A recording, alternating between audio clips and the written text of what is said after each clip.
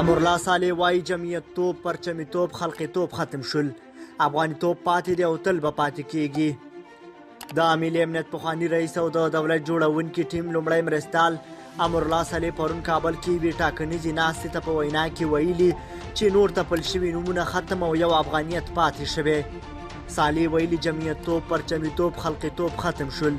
هر هغه څه چې پر موږ تپل شوي ټول ختم شول. یو افغاني توب پاتې دی او تل به پاتې کیږي.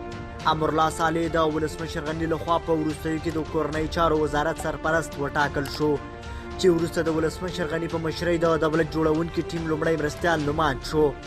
امرالله صالح په تیر کې د ولسمشر غني له نیوکه کوونکو څخه و، خو د انتقاد ژبه یې تر ډیره نرمه او د اصولو پر بنسټ وه.